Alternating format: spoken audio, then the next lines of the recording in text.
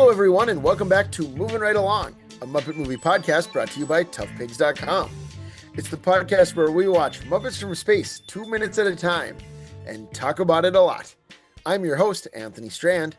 And I'm your other host, Shelley Snipes. Ryan Rowe. I always get you confused with Shelley Snipes. Sure you do.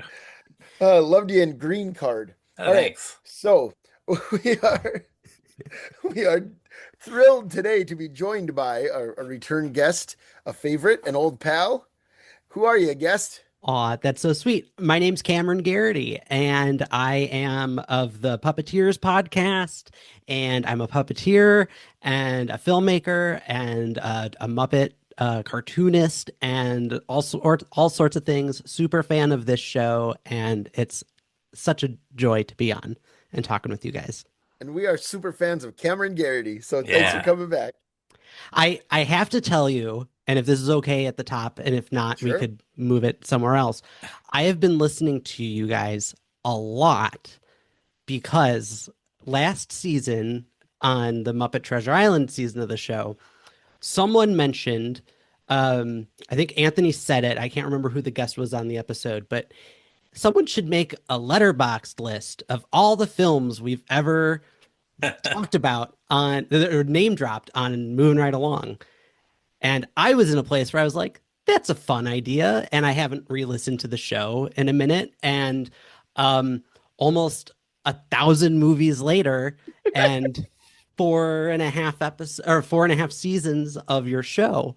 I am now I'm about a third of the way through Muppet Treasure Island, but making this Letterboxd list, and I'm determined, hopefully by the time that this episode actually comes out, it will be completed and merged with now the second list that I have of keeping up with the Muppets from Space season. So I am caught up with new episodes. Wow. You told us personally about this a while ago. Yeah. And it is such an honor. Like I what a nice thing to do. I never thought anybody would actually do that. Right.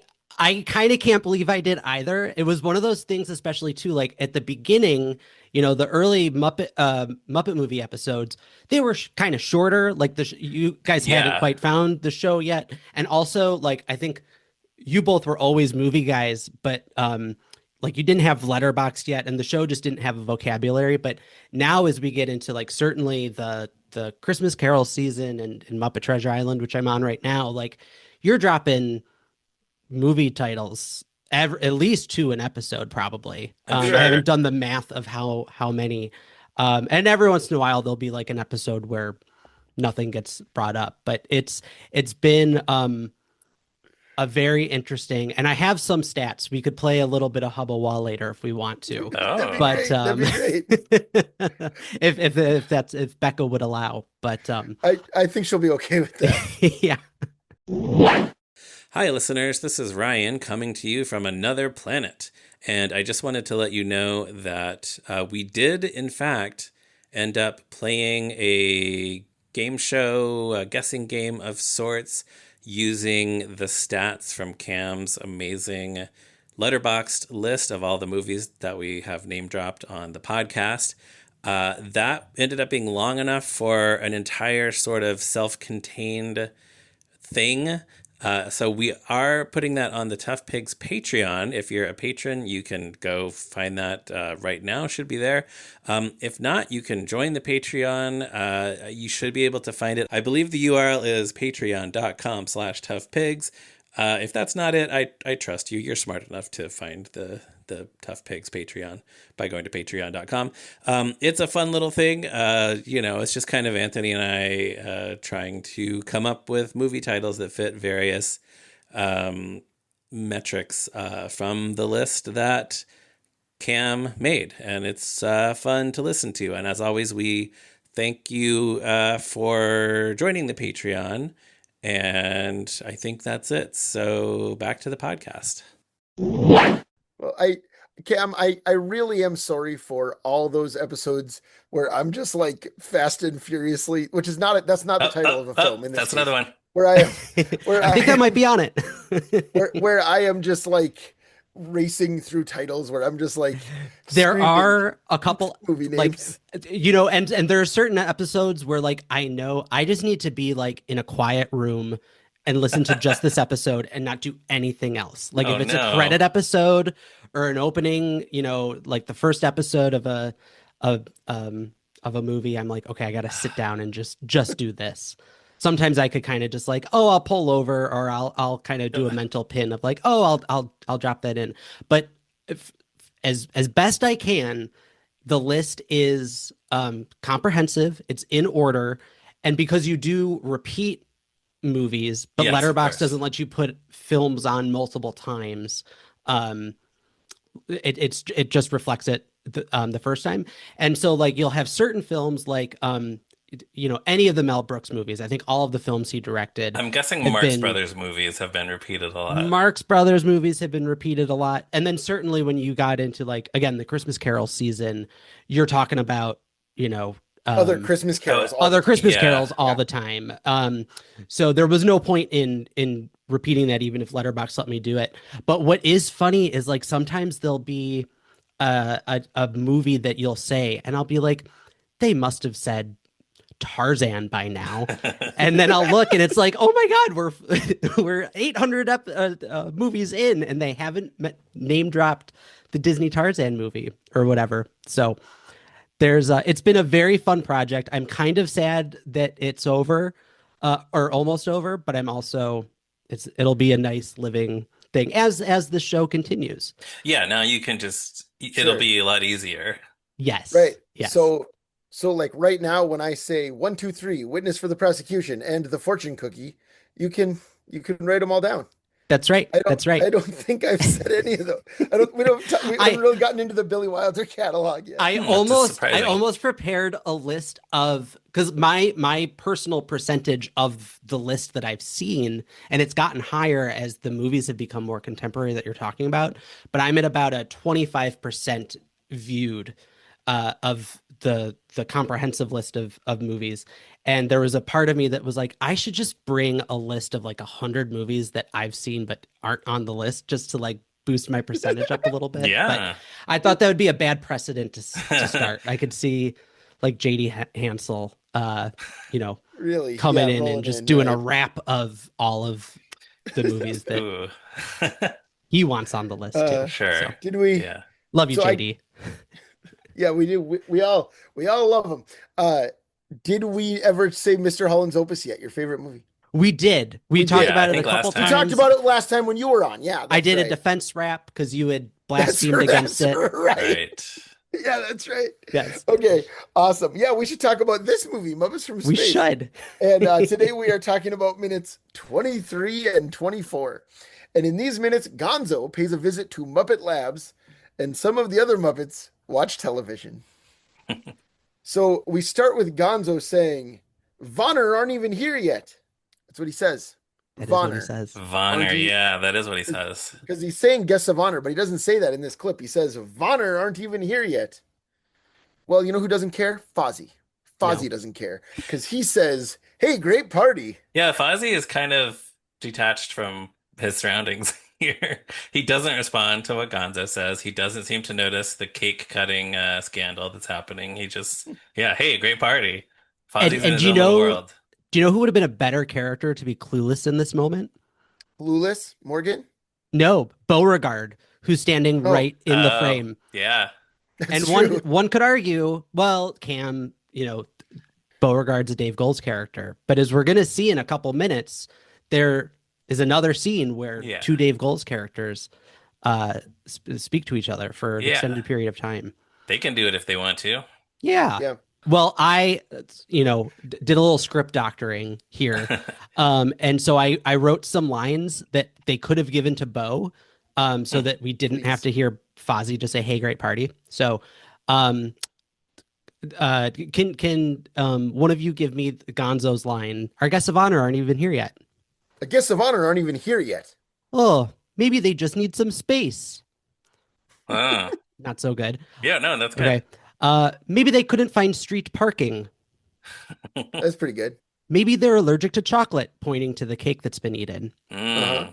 Or Pretty my good. favorite one, This has been the best surprise party ever. I didn't even know it was my birthday. That's good. That's nice. Yeah. Yeah. Yeah, yeah. Yeah, So that's good for Beauregard. Some of those could also work for Fozzie because I think that's true. what seems unfortunate to me is that Fozzie's his line is "Hey, great party." It's not funny.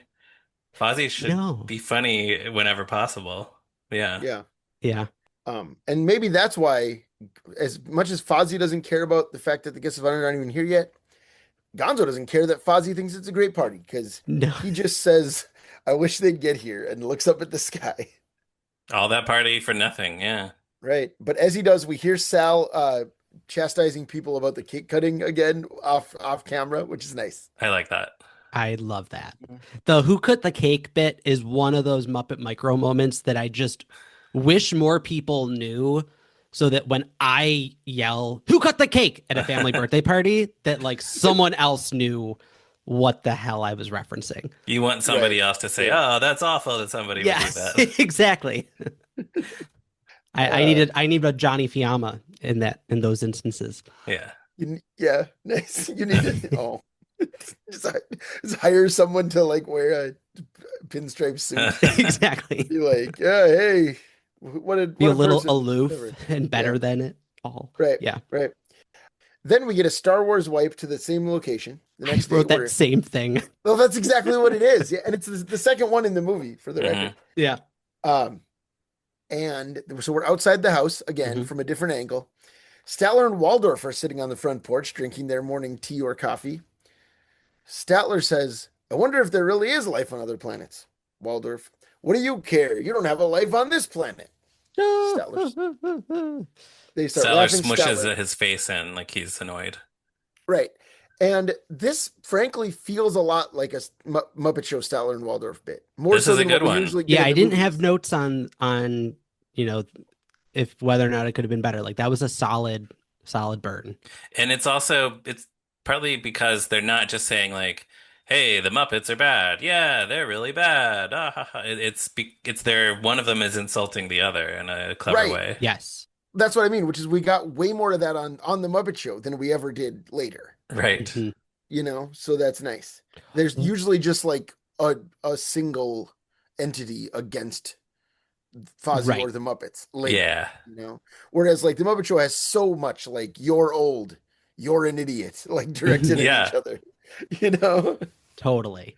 Totally. Uh, One thought that I had about the establishing shot in this scene Mhm. is because there's two passersby who are kind of watching because in the establishing shot, Sweetums is reeling in a fish on a fishing pole. Is that what he's doing? I I wasn't think he has definitely fishing has a pole. Yeah. It was a little too far away for me to note exactly what was on it, but the silhouette kind of looks fish-like. I can't say for certain. Gaffer the cat is also swatting the blanket that is over the railing, which is kind of nice, like with the fly swatter kind of looking thing. I did not see Gaffer. Yeah, Yeah. Truly it was the first time that I had ever noticed Gaffer watching this like seconds at a time. But I also noticed the two human passersby, and it had me thinking like, oh, I wonder if those were like day player extra type things, or if they were someone like, special guests and they said, hey, you could have a walk-on thing. But Sure. more importantly, I wanted to ask you both, do you think there would have been a less ordinary reaction to people walking by and seeing this kind of chaos outside of a Muppet boarding house if it was a different Muppet movie? Like if two randos were walking up, past the Happiness Hotel or something, do you think? But in the Great Muppet Caper, we get two random passersby, and it's I guess we do. It's the very low key scene with Jerry Nelson and his daughter. And they're not You're right. surprised to see a frog on a park bench. Yeah, It's okay. just like a very like dry comment about the difference between frogs and bears. Yeah, I do. It does seem like mostly in the movies they are just, they just kind Like, of that's coexist. They're diegetic in that Yeah. sense. Yeah.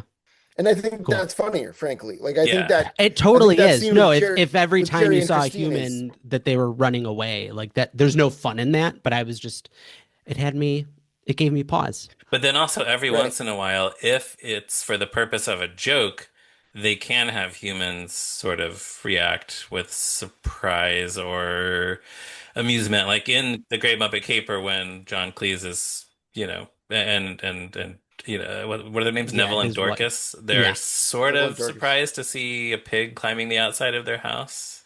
Like they're not like shocked, but like, oh, did you say a pig?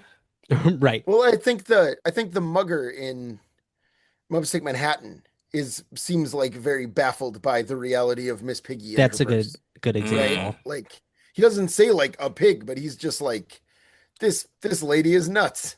You yeah. know, it's And like kind of his yeah, reaction to it. specifically Sweetums, I guess I was thinking I had in my head all the Bogan County contestants in the Muppet movie running Oh away, but I yeah. guess in that case, like he's in their safe space, and they're Yes, just running Right. for safety. So that's a different thing. So right, right.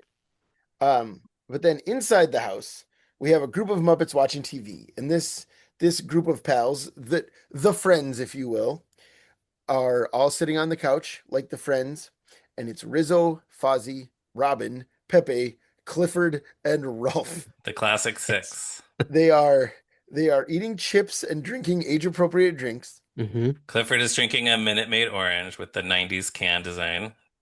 I saw the two M's on it, and I didn't know my orange sodas well enough. If Mm. it was like a brand or if it was some kind of like in joke or something. If it was like Muppet Oh, made Muppet Made, Muppet juice. Minute Made Muppet. or Yeah. Menomina Yeah, soda or Oh, something. yeah, yeah. yeah. But like they're really going all out for this afternoon cable show. Like Hmm. these guys, it's Yeah, not they've like a all made a party. point to gather It's just around the like TV. yeah, it's just they have snacks. Yeah. Like to watch TV at 3 in the afternoon or whatever. Yeah. Rizzo is also drinking something out of a glass, but it does not look like they're doing the, puppet drinking out of a glass and the liquid goes down trick. Right. Yeah, we just see No. him holding it. He just kind of Yeah. has the straw near his mouth. Yeah. Hmm. So what are they watching? We hear an announcer's voice say, "Earth, are you ready? The Galaxy Channel presents UFO Mania Live with close encounter expert Shelley Snipes." But before we get to Shelley Snipes, I want to talk about the announcer Hmm. Is it Matt because Vogel?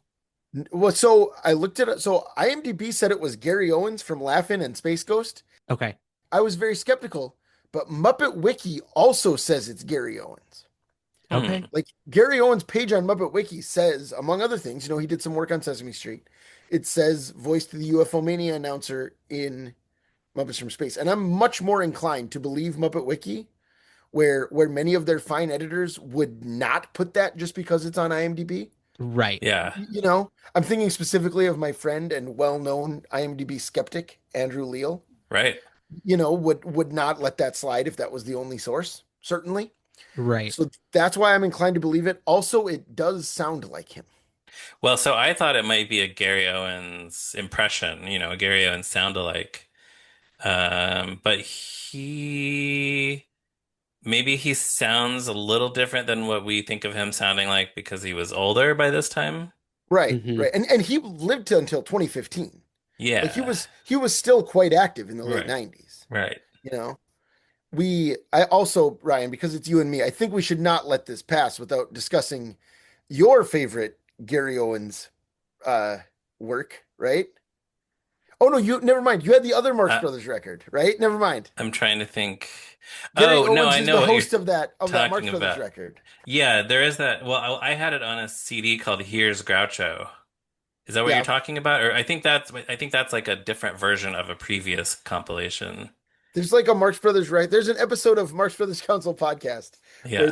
where they discuss a Marx Brothers record hosted by Gary Owens, where he's like, and Chico, the malapropism using Italian of the group or whatever, Yeah. like he says all Yeah. these intros. There's some of that on the CD I have called Here's Groucho. Yeah, where he's like, Groucho's wit is so keen, he even uses it when he makes love to a woman. And then Right. plays clips of him talking to Margaret Dumont and trying to seduce her while also insulting her. Right, exactly. Um, Yeah. But that's not the Marx Brothers record you grew up with. No, not the one I grew up with. That was 3 hours, something minutes, and something seconds with the Marx Brothers.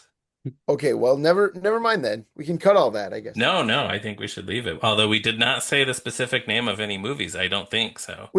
We've definitely said the title of every Marx Brothers movie on No, this but I mean podcast. just now, so Kim doesn't have to add one to the Right, list. I'm saying That's right. but they would be repeats anyway, right? Like Yes, Probably. probably. we've probably said The Big Store. I don't know. Have we ever said Love Happy? Oh wait, I, hold on. I could check this out right now. I Okay, hope wait. so. Hold on. Pulling up Letterboxd. What were the ones that you said? The Big Store. The Big Store. You've not said that. Ah, Oh, and Love Happy was the other one. I think Love Happy. You have said Love Happy. Okay. Yes, you Love Happy was the 588th film okay. you guys That's their said. Huh. that's their last movie, and Big Store is just one of the like other mediocre later ones. Yeah. So that makes sense. You know? I will say, going back to that list just for a second, it is kind of cool to watch because it is in order, like what the order is, and you could kind of tell, like, oh, this must have been the episode where like Michael Caine was first introduced, because suddenly there's like a long string Yeah. of those. Sure. But then sometimes it's like, why are they talking about like, Toy Story and Free Willy in the same breath? Like, Yeah. anyhow, Yeah, I don't know. I don't remember. Was Gary Owens the announcer for the Muppets Go Hollywood, which we talked about in a Yes, bonus episode? Yeah, so that's I another believe so. connection. Yeah. Let's see. I'm pulling up his He Muppet announces the Wiki. stars arriving at the Coconut Grove. Let's see. Man from that's Alphabet, interesting. Sesame Street, Out to Lunch. Yeah, Muppets Go Hollywood. Yep. Yeah. Yeah. So there was quite a precedent for him to have been in this. Yeah. Yeah, when I heard it, not towards the end of the little, intro that he does, but in the first couple words, and maybe just because my brain is now kind of used to Matt being the Muppet announcer. Hmm. But there's just something a little bit reminiscent, and I know he worked on Elmo in Grouchland, which was shot, in and around the same time as this. So Right. Yeah. He's not Right. he's not credited on this movie, for the record. copy Like, that. I wasn't yeah. sure. That doesn't surprise me. Yeah, I don't think he had done any work with like the Muppet Show family of characters yet at this point. Right. You know, Yeah. I don't think that's going to happen until like 2008, right? It's like Hmm. Letters to Santa, I think. Yeah, I That think might so. be right. Yeah. Wow. So, but yes, moving on. Yes. What Gary Owens or sound-alike announcer, and please, Muppet Wiki editors, if you want to like tell us more info about this, we would love to know Yeah, about sure, of course. Gary Owens' presence in the movie. But he introduced, of course, Close Encounter expert Shelley Snipes. And right after he does, we see Shelley Snipes. She introduces herself and the show on the TV, and we see that it is America's sweetheart, 90s rom-com darling, Andie MacDowell, who was at around this time like one of the top. I think of her as a rom-com star, Yeah. right? This is, Yeah. I mean, it's Groundhog Day, it's Four Weddings and a Funeral. Those Right. are probably the two big ones that most people think of her from. She kind of emerged, or Sex Lies and Videotape was one of her big Right. breakthroughs, That's her which is breakout. not a wasn't rom-com, but Four Weddings and a Funeral too, right? Yeah, I said that. Oh, I'm so sorry. That's okay. Yeah, and I mean Multiplicity, I think yeah, is Multiplicity, Oh, which yeah, I I think forgot is about underrated. Multiplicity. well, but I think that because like she on the 30 Rock episode with the fake leap year movie Leap Dave Williams, Yeah. Mhm. she plays his long-suffering wife, Jim Carrey's long-suffering wife in that. And I think Multiplicity is the reason why, right? It's Groundhog Day, but then also Multiplicity. Yeah, I guess Yes. because she was in Like, both, right? yeah, hmm she was just like the like, here's a gimmick comedy. Yeah. And Andie MacDowell's like the love interest or wife rolling her eyes Yeah. or whatever. To be clear, I think she's a delight. Oh, yeah, she's always great. Yeah. I mentioned Green Card at the top of the show, which is a delightful movie. That's another rom-com with her and noted creep Gerard Depardieu, I should say. Mm. He's a man who turned out to not be so nice, but it's a really sweet movie. I have it sitting over here on VHS. Hmm. And that's a great one. I recommend that if you haven't seen it. I think people have probably more likely seen those other movies, right? Yeah. She's also Margaret Qualley's mom. Yeah, and she really Yeah. looks like Margaret Qualley or a Qualley of her at this time.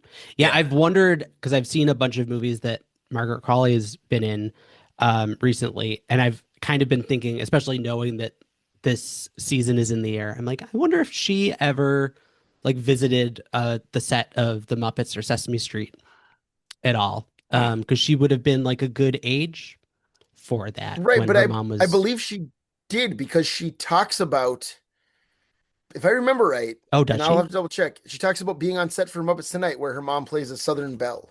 Oh, very cool. Like I'll I have to Ah. find remember that out. seeing an interview, I don't remember Seth Meyers, maybe. Okay. Yeah, I'll have to find that. Yeah, and if I'm wrong, we can issue a correction. But Sure. I know she tells a story about her mom doing that, and Yeah. I think in the story she was on set watching. I think. Cool. Cool. Hmm. Do you think Andie MacDowell at the time was like, did she have the most pop culture clout of any of the humans that are in this movie? Um, I don't know because I feel like I feel like she's a little past her peak in 99, right? Like all those Okay. movies we said are from the early 90s, Early right? mid 90s. You Okay. know, I mean, Multiplicity is 96, and that's like the newest one of everything that we've mentioned, you Sure. know? Hmm. Yeah. Um, and women in Hollywood famously get discarded when they hit, 30. Yeah. So, As Margaret Qualley will have taught us in The Substance. right, Yes. yeah, exactly, That's what exactly, that's yeah. about. So, and I don't mean that to be flippant. I think you No, no, both know no. that I'm It, not like that. I'm not like, No, oh, you're not of course not. endorsing that. she's No, but that's 35 or just whatever she was in this yeah, movie. You know, younger than any of the three of us. right, exactly, exactly. Yeah. Um, but I do think I'm trying to think because yeah, who's in this? Rob Schneider, who cares, Yeah, I right? don't know who was Yeah, a bigger like Cat, star in Kath, 1999. David Arquette, maybe. Like, maybe. Uh, Because I like don't Jeffrey know. Tambor, I don't think had quite. Well, he was a TV guy, He was a TV guy. I guess F. Murray Abraham, but maybe, but he's F. like a Murray character. Abraham was like a punchline at this and time. it had I mean, been it's like when he, years Was since his he? Okay. Oscar, and Yeah. yeah. I don't Interesting. know. I mean, yeah, Ray Liotta. I don't know. I mean, I Yeah. don't know. Hmm. Who played Shelley Snipes in Rich Little's Muppets from Space? It was Carol Channing. Oh, that's right. Yeah. Yep. Hmm. Good. And Carol Channing played um, the Amy Adams character in uh, Dana Carvey's Rich Little's The The Muppets Muppets 2011 2011. Easter Yeah, special. that's right. Nailed it. Oh man, Rich Little's Easter special. Oh, one of the greatest things. Perfect. It's perfect. All right. Yeah. Anyways, yeah. So that's who Shelley Snipes is. It's noted character act, not even character actors. Yeah, just leading Noted lady. Yeah. leading lady of the Hmm. time, Andie MacDowell, and she is on television talking about the aliens. And as she's talking, the camera pans down behind the couch. Well, can I just mention, there's a few different shots of like there's a UFO, and then one of Yes. them is some people at Stonehenge, but Stonehenge is back to normal in this shot, I or, wanted to or talk possibly about this is that. an older piece of footage, but the stones of Stonehenge in this are not spelling out, "Are you there?" That's true. It was confusing enough for me as not confusing. It was unclear enough as a kid watching this movie who didn't know what Stonehenge was that I Ah, didn't realize that this that we see here introducing UFO mania was the same landmark that we see in the spiral scene at Sure. Covenant. yeah, it's kind of an odd choice to use it twice. Yeah, I agree. It had me wondering too, because we also see, as you said, Ryan, the UFOs things, and then later we'll also see the aliens around the above ground pool. If that was Yes. shot originally for this movie, or if some of that was just like, from a B-roll library. Hmm. Oh, that's interesting. I assumed that the aliens at the above ground pool which is such a funny It's concept, by the right. way. It's so distinctive. That's Yeah. why I'm inclined to hope at least That it they was for shot them. this. Yeah. Well, and I have a theory when we get there, Because I but also wanted to know who's in those alien costumes, but yeah. yes. Sure. So we pan down to the basement. On the way down, we see a sheep eating hay behind the couch, Yeah. which I think is really fun. Do you think it's Bob again? It might be Bob. I don't. didn't think, It looks yeah, larger maybe. than Bob, I think, but I'm not. Oh, okay. Certain. Don't quote me on. I mean, do Sure. quote me because I Yeah. said it on the podcast, but Mhm. I actually don't know. This camera move down to the basement is reminiscent of Fraggle Rock when they would go from Doc's workshop down through the Yeah. pipes, the basement, and then Oh, go yes. to the Fraggle Rock underneath. Absolutely. And when we're down there, we find Boober and Wembley themselves, Dave Goles and Steve Whitmire. That's right. It's Bunsen and Beaker. And I don't know if, I mean, I guess as we've discussed many times, we don't know that the Muppets have a TV show or anything. They seem to not. Right. So Muppet Labs as a concept probably doesn't exist in this movie. But No, because Bunsen is does- also good at science. that's true. That's true. Not so much but he this does- scene, but in the He makes things that future. work. Right. he makes all his he makes gadgets work. multiple Yeah. things that work. That's right. But he does have a lab in the basement. But Mhm. before we see Bunsen or any other Muppet, we hear Gonzo question why they didn't show up last night. We also see roller skates hanging from the ceiling, Mhm. which is a curious piece of set design. And a milkshake maker is on the wall. Oh, yeah? Yeah. And you can throw roller skates on the ceiling if you want. You can if you want. Yeah. Apparently Bunsen or Beaker did. We also see the Scotch tape roll that Fozzie will pick up in later minutes as well. Oh, neat. Foreshadowing. Yeah. Yeah, It's Chekhov's Scotch tape. that's right. And then Bunsen says that he can help contact your alien brethren by using your newly enhanced conductivity. So Gonzo just has electric powers now. That's just part of Mhm. this movie, and we don't really Apparently. talk about it. Like he just No. all these scenes later, he still has newly enhanced conductivity, which I Yes. love. Nice. It's a good, they're really, the script is it's watertight. The script for Muppets from Space. Well, and Nothing especially is like how wasted. great would it have been if throughout the movie, or at least even just throughout like the jacuzzi pool party scene, if Gonzo accidentally like would touch something and it would just like spark. Or if he was zapping people when he's Yeah. hugging them or touching them. Yeah. Because you know who would have loved that? Gonzo. He Yeah. would. That's right. That's right. As he gets very excited shortly. Well, Yeah. Beaker connects jumper cables to a battery, which shocks Mhm. him. He, lights coming out of his ears. He's shaking. His pupils get very tiny. It's actually blue smoke coming out of his ears, which I Yeah. don't think we've seen before. Yeah, We've seen smoke, but it's blue. blue smoke. Mhm. And then Gonzo, though, is very calm. Tremendously so. Like he's really not emoting much. He's wearing a tinfoil suit and a metal hat with all kinds of lights and wires on it. Much like Rick Moranis as Vince Clortho in Ghostbusters. Just Mhm. like the Or Wayne Keymaster, Selinsky. Right. if you will. Just like Wayne Zelinsky, too. Oh, yeah. Wayne Selinsky wears a funny hat, too. Yes, huh? he does. Yes. Louis Tully, yes. Wayne Zelinsky, yes. Dark helmet.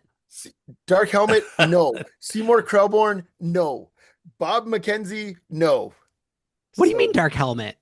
Dark I mean- Helmet doesn't wear a tinfoil suit. He wears No, but he wears funny- a giant I mean, thing he on wears his head. Oh, he does a wear a comical giant hat. He wears Yeah, a giant A metal comically hat. large hat. Yeah, That's a true. comical piece of That's headgear. true. Rick Moranis in Brewster's Millions, name unknown, for his one scene cameo. He does Never seen not. it. He has a beard though, which is a nice look for him. Mhm. Huh. Yeah. You've never seen Brewster's Millions, Ryan? I have not seen it. In Ryan's didn't you defense, get- neither have I, but I did- know okay. about the beard. But did either of you get TBS? Yeah. Not until Then high you have school. no excuse, Ryan. Well, I can tell you it's on my list. It's on It's my on Just the- watch it's list. not that good. But here's But the it's thing on about, my list anyway. Here's the thing And about it's on the Brewster's Muppet, on the moving right along list too now. Millions. That's right. Here's the thing about Brewster's Millions. It's really good if you're 10. Okay. Because Okay. because it's like a Richard Pryor movie you can watch. Oh, yeah. you know, and Yeah. John Candy's his best friend. That's always great to see Candy. Well, that's what made me think about watching it I mean, you should. sooner I'd love because to hear what you think. here's another one for the list. I just recently watched the documentary John Candy, I Like Me, I gotta watch Oh, that. I've yeah. been which meaning yeah, to. on Prime, I think, which was yeah, very, very good, and made me want to watch all his stuff. Sure. Yeah, you gotta. I mean, I would love to hear what you think about Brewster's Millions, but I should watch that documentary too. I'll let you know. So, anyways, Gonzo, Rick Moranis style Gonzo. All of a sudden, he says, "Wait a minute, I think I'm picking up a signal." But we cut back to the living room, and it's Shelley Snipes is asking viewers to write in or come to the studio if they have alien stories to tell. They give the address, no phone number, which I think is like even if it's a live show, you would it would be a call-in show, right? It wouldn't be Yeah. come to our studio. And she gives the address, but she doesn't specify a city or a zip code. Right. Well, maybe it's a local show. I guess so, but Galaxy TV, I thought implied that it's a cable It channel. sounds like cable for sure. Yeah, yeah. It Yeah, sounds like cable, but it's not a cable TV station that he's going to go to later, which we'll see. right. So that's a And we've little also established that they live in Hensonville. right. Yes. Okay. I'm be So it's or at least that's the newspaper they get. Right. Yeah. Fair You can enough. get it. Yeah. It could just Oh, be you're right. it Yeah. could be in a surrounding Yeah, I town. get the New York Times and don't live in New York City. Yeah. Right. hmm. Interesting. Maybe the script for Muppets from Space is not watertight. I'm beginning to question that theory. Uh, but as she's saying this, as Ryan mentioned, we see people in alien costumes hanging out around an above ground pool. And Yes. Cameron, you have a theory about this. I do. Well, first of all, I never really paid attention to what they were doing, and it's kind of hysterical because they're all doing something separate. Like they look at a quick glance like they're maybe together, but they're all living in their own little worlds. One is on a lounge floaty in the pool. Only one in the pool. Only Yeah. one. One is riding a bouncy ball that is the same color as its skin. The other one is tossing a smaller bouncy ball just up in the air, also the same color as its skin. One is spinning in place holding a water gun. One is playing with the hula hoop, and then the other one is by the ladder on like the opposite side of the pool. It looks like he's trying to lift, or it, or he or she, they is trying to lift the pool. Huh. It's just Oh. got a little bit of that, like, you know, when you're trying to lift one side of a couch by yourself, it's doing that Uh-huh. kind of motion, and you can't see its arms or anything. But no, I thought, and here's where I'm gonna bring up Follow That Bird in a little bit too. This feels like the Dodo's yard in Ocean View, Illinois. Hmm. Oh, sure. I can see that. And as a kid, it like living in a world where all of the Muppet movies are like interconnected and in one space, I was just like, oh, the Dodos moved out and the aliens upgraded the pool. And it's as simple as that. So maybe back to our earlier question of where does this footage come from? Canada. That's where, Yeah. that's where they Sure. filmed Follow That Bird. Yeah. Sure. Yeah, yeah. Wow. Those aliens are having an easy going day. You better believe it. And they probably came from one little star. There you go. Ah. There you go. The way you described it is kind of like a kid's birthday party where just like kids are running around all Yeah. doing different things. Totally. Yeah. Thank you for that. Yes. Absolutely. But Gonzo hears this through his hat, his tinfoil, his metal hat, and he excitedly says, "The mothership is calling me home." And he runs out cackling. Bunsen is really excited about the mothership. He's hopping up and down. Bunsen laughs until his voice gets so high that he sounds like Gonzo. That's true. It's Yes, true. it Yeah. totally does. Yeah, and then but then Beaker shorts out and falls over, and that's when Bunsen stops and says, "Beaker?" Which the Classic timing is Bunsen and Beaker. nice. Yeah, It is. yeah, yeah. It's fantastic. But before we move on, I want to talk about "The mothership is calling me home" is a line that was in the trailer for this movie, Hmm. the theatrical trailer. Oh, okay. And it always sticks in my head because presumably Dave Goelz was performing Bunsen. Mhm. So in the trailer, Gonzo is pretty clearly Bill Beretta. Oh. Oh, interesting. So And it's Bill saying the mothership is calling me home? it's Bill saying the mothership is calling me home. It sounds a little bit like Bobo, I think. Oh, Here, wow. if you guys don't mind, let me find the clip and play it for you. Yeah, I'd love to hear it. It's I know it's a minute for listeners. It's a minute 12 into the theatrical trailer. I checked earlier today. The mothership is calling me home. Yeah, yeah, it doesn't sound like Dave Goelz. That's really weird. Well, I haven't watched the trailer in a while, but I do Yeah, neither have remember I. like characters not sounding like themselves because they weren't Right, right.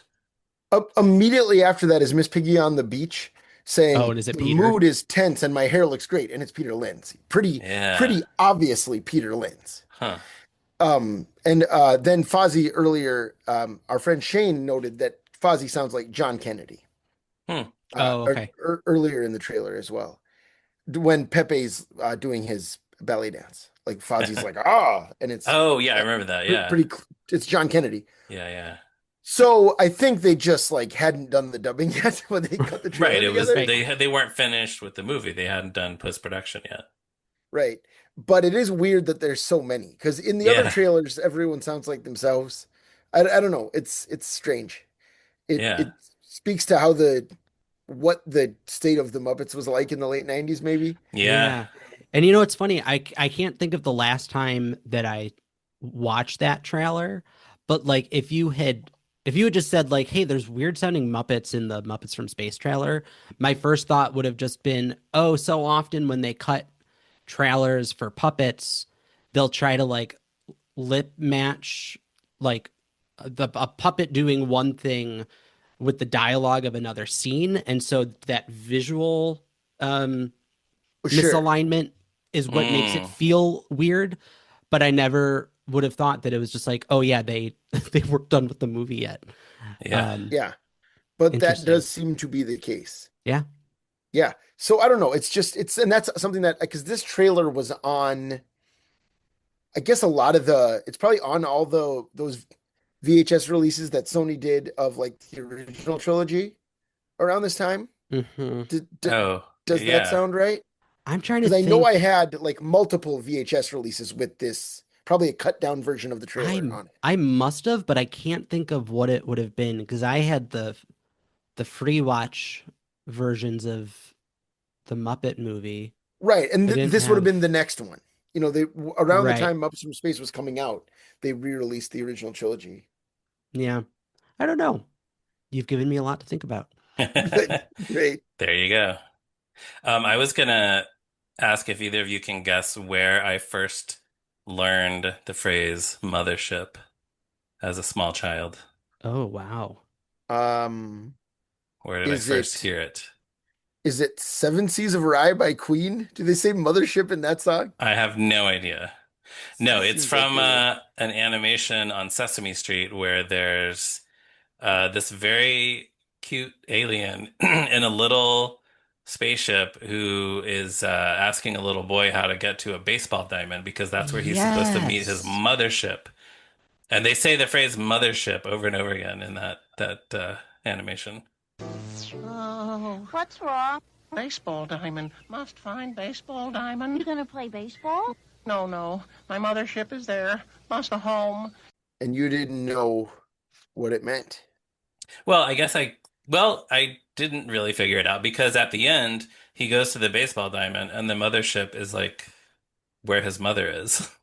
There's his mother alien is there. So I guess I was still a little bit unclear on what it meant. It's one of my favorite P.D. Eastman books, Are You My Mothership? Yeah. Great. Great. Good. Good and great. Are you my mothership? So dumb. All right. For the record, they do not be so all you Queen fans can don't need to at me. They do Ah, not say mothership in Seven Seas of Rye. okay. So sorry, Megan. Sorry I got that wrong. Yeah. Our previous once and future guest Megan is a big Queen fan. All right. Upstairs, Pepe and Rizzo are arguing about who will tell Gonzo about their jacuzzi fib. And after a while, they decide that Pepe will.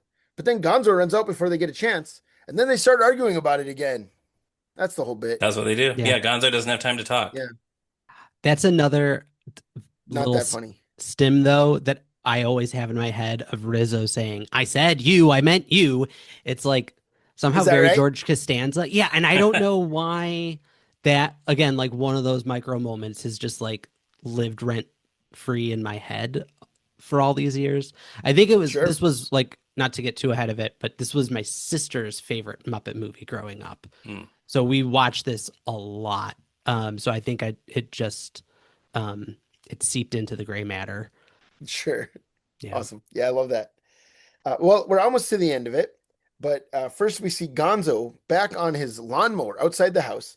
He Yes, we drives off on his do. riding lawnmower while once again Get Up Off of That Thing plays. Yeah, he This got up is off of this that is thing and now he's back onto that thing. this it's like the official theme song of Gonzo's riding lawnmower Apparently. for some reason. And but one thing I want to talk about, here's another movie to add to the list, Cam. Yeah. Uh The Straight Story, David Lynch's The Straight Story. Oh, I've Oh, never seen Of that. course, of course, a movie about a man riding his lawnmower to his brother's house in another state. Uh, Came out famously this a same David year, Lynch movie rated G and made rated for G, and Walt Disney Pictures. Wow. right, released by Disney. But that came out in October of '99, so like 3 months after this.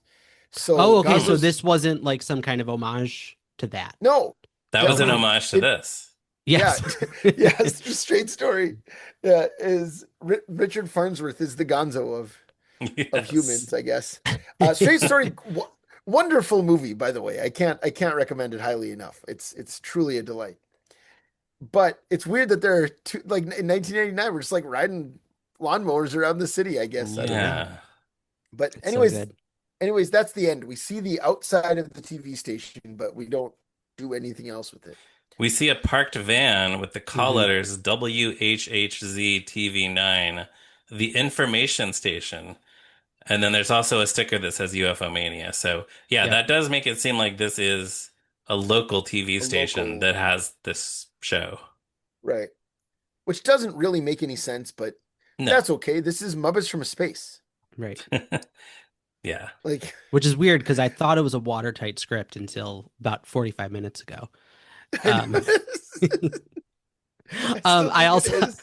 I looked up WHHZ is now call letters for a radio station 100.5 in Gainesville, Florida, but it's Ah. only been in operation since 2001 with those call letters. So I'm curious. That was the extent of my Wikipediaing.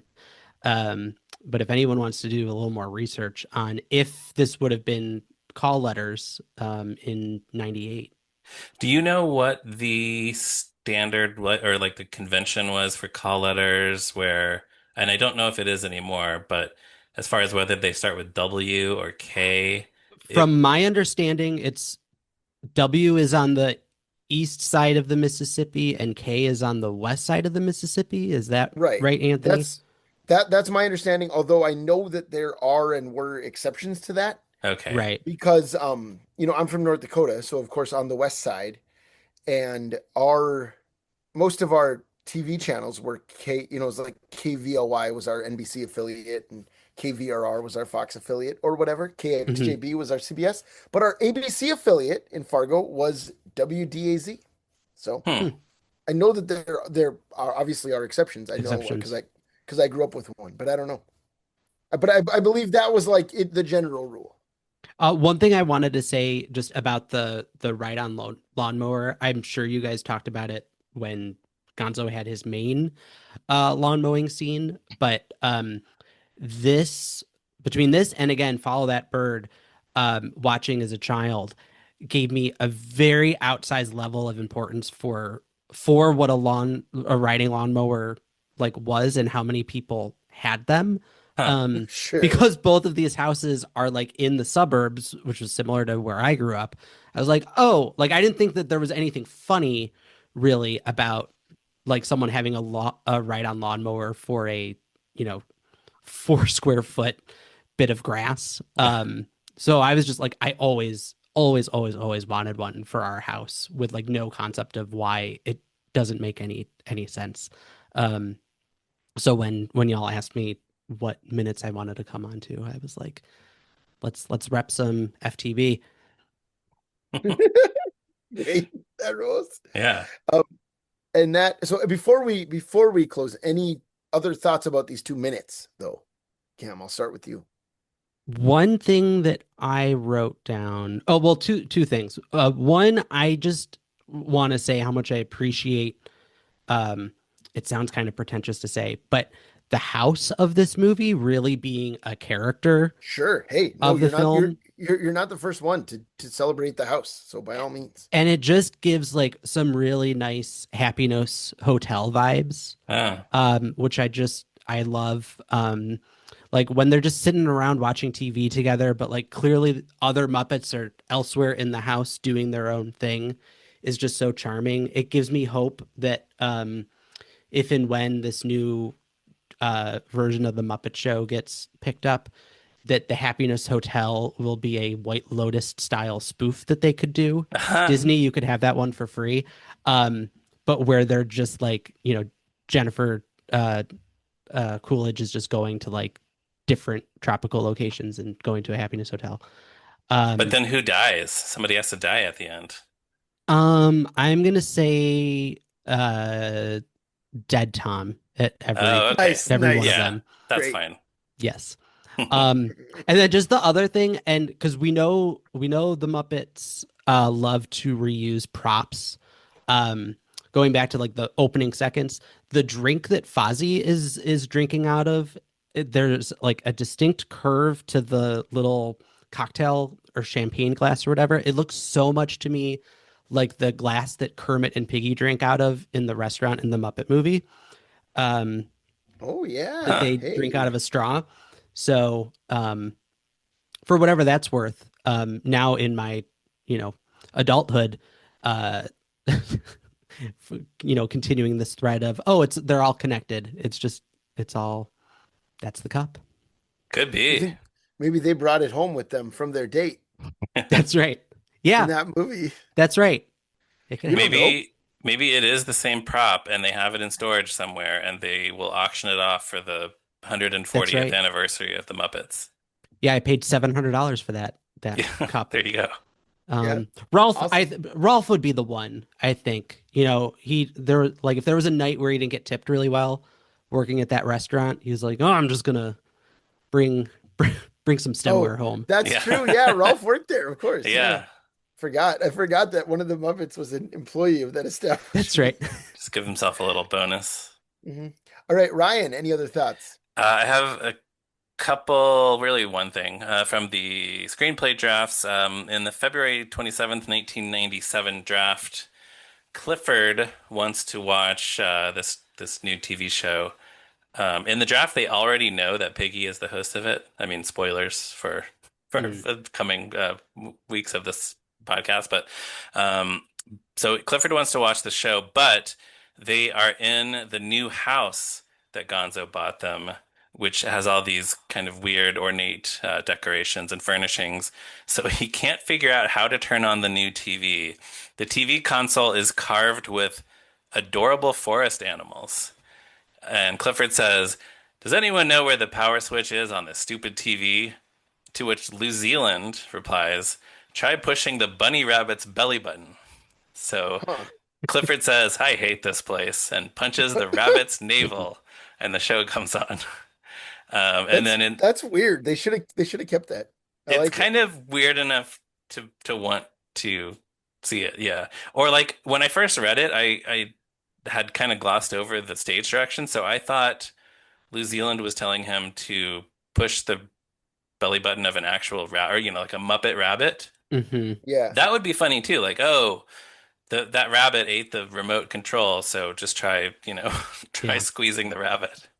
It reminds me of one of TV my favorite bits that somehow has stuck in my brain of an Elmo's World episode about ears. And when he goes to watch something on the TV in Elmo's World and he's getting a bad reception. So they bring in a rabbit to actually like stand behind the TV and adjust his ears to get a good thing. But then when the bit is over and his ears are all crunched up, he walks away very disgruntled and says, "Next time, get cable." Which is just, I think, a solid joke for an Elmo's World bit. Yeah, that's not bad. Also, preschoolers by that time already would probably not be No, very definitely familiar with not. rabbit ears on That a that was TV. totally So, one for the adults yeah, watching with them. yeah. Right. And also in this draft, the host of UFO Mania, which actually I'm not sure if that's what it's called, but this UFO TV show, is a man. His name is Rex Stella. And then in the dialogue, he's very upbeat and friendly. There's a moment when the cameras aren't rolling and Piggy is complaining about the show. Uh, because in the draft, Piggy is just kind of bitter about being the co-host of this show. And Rex says, "Anyway, it's a job. With any luck, someone will see us and soon we'll be doing infomercials." Wow. Fred Willard. Hmm. That's awesome. I didn't even have to ask the question. I was going to say, Anthony, I put it to you. I Who was would you trying to cast think. as as Rex Stella? Yes, perfect. Oh, because he never really worked with the Muppets, did he? He might have been on Sesame. I Isn't don't think so, though. he? Doesn't he have an extremely brief appearance on Muppets Tonight somewhere? Oh, he did. Yeah, he's at the employment office when Yeah, Kermit gets fired by Ernst Stavros Grouper. right.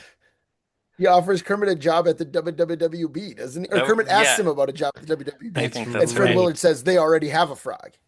Yeah, Yep. yeah. Yeah, But yeah. in a So he movie, did. maybe he'd have more room to, ad lib and make the part To goof funnier. about. Yeah, Yeah, yeah. Love that guy. R.I.P. Fred, a legend. yeah. So yeah, that's all I have. All right, so that brings us down to our two questions.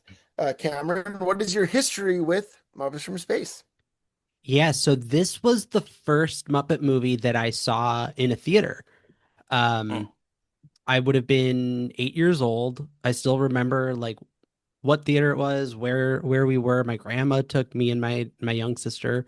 Um, and so what's kind of interesting to me is that I grew up with Sesame Street tapes and Muppet tapes. My mom is a big Muppet fan, so like nature versus nurture, right? Like, Hmm. was it because I was innately interested in this stuff that I have latched onto it, or kind of, because of what was around?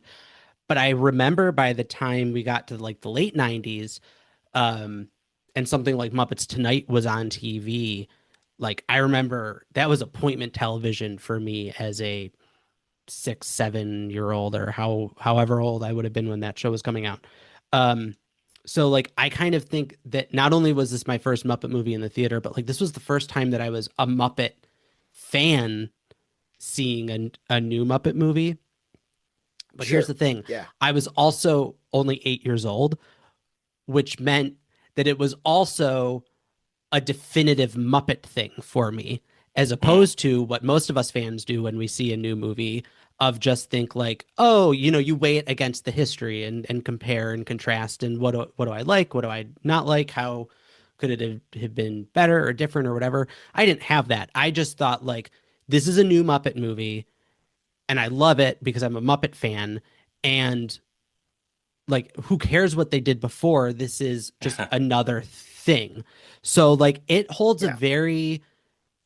um a very nostalgic, very um precarious place in my heart, because I know that it is not a watertight script. I know there are like structural issues, and it's the thing that made Jerry Jewell want to quit the Muppets. Like there are fatal Right. flaws in this movie, but I can't reason that against how much I just love this film. And like I remember like watching it and playing in my living room, playing with my like Kermit the Frog and Fozzie puppets, acting out the scenes and stuff with my Hmm. sister. So um it just I love it so much, even though I know I shouldn't. It's one of those movies that I have like in my Apple TV library of something that I bought from a time when it wasn't like streaming on things. So sometimes when I'm doing just like work and I need something on in the background that's the equivalent of white noise, I'll just put it on. So like it has been repeated in my Awesome. Letterboxd diary a bunch, just because like again, it's just kind of part of me. I also very fondly remember both the Wendy's toys. I'm not sure if you guys talked about those at all. I don't think we Um, have yet. and also the Welch's grape jam jars. Do you know about those? The ones that say Muppets in Oh, Space yeah. from Muppets like a in couple years Space. before. Yeah. Yes. Yeah, yeah. And we had those, and actually like that, and they had Cat in the Hat ones too for like the Wubbulous World of Dr. Seuss. Ah. And we used those as drinking glasses growing up. Mhm. Once we were done with, the jam or jelly or whatever was in that. So Mhm. yeah, lots of fond memories for this. Such as it is. Awesome. Sure. All right. And then the second question is, what is your favorite science fiction movie or show or book or what have you? Yeah, I've so intrigued when I heard this question on the like first or second episode of the season, because I don't think of myself really as a sci-fi person. Like I like Doctor Who, I like Star Wars, but I really had to think of like, what was the thing? And for me, as stupid as this is, I would have to say either the Mighty Morphin Power Rangers, Mm. because Okay, hashtag great. 90s kid, Green Uh-huh. Ranger forever, Mm. or the Honey I Shrunk the Kids series. The series with Peter Scolari. I'm sorry, like no, like the trilogy. The Excuse movie me. series. Okay. The Yeah. movie series Okay. and The the TV franchise. show. I was gonna say love I that. actually quite like the TV show. I was in middle school when it was on, and Yeah, I was I was in grade school, and I remember loving it, being disappointed that Wayne wasn't played by oh my gosh, Rick Rick Moranis. Rick Moranis. Thank you. We were just talking about him. But no, I love that movie so much, and to the extent that when I do, we have a film competition in Buffalo.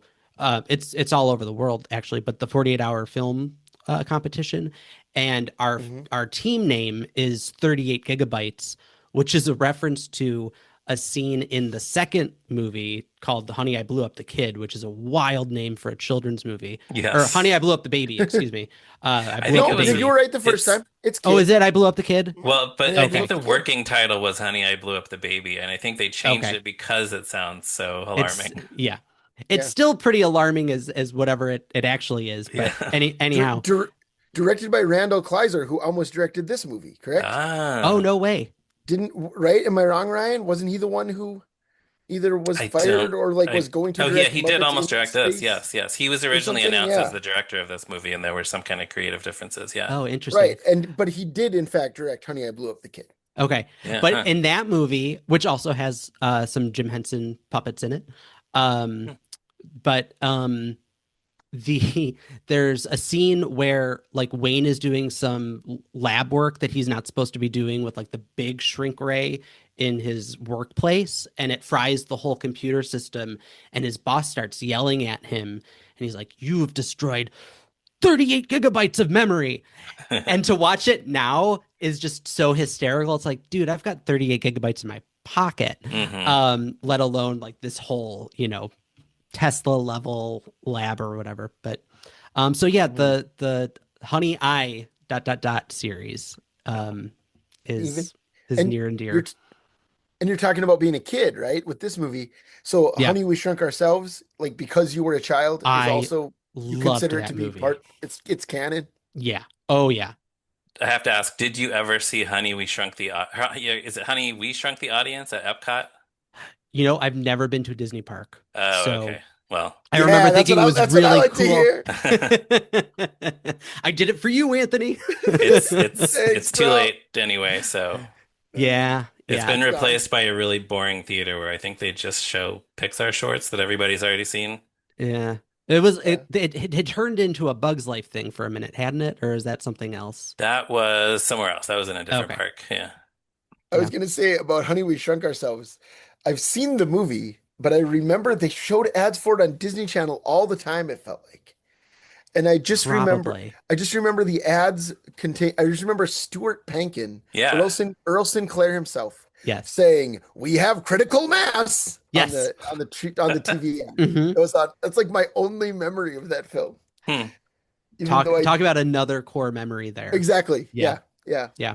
Also, Mila Kunis is in that movie. Oh, sure. Mhm. From also Mila Kunis. Well, Andie MacDowell was in Goodrich. She played Mila Kunis's mom. There it is. Yeah. It all came full Hallie circle, guys. Meyershire's Goodrich, Old Man, Mr. Mom, the 2024 film. So put that one on there. It's on there. It's on there.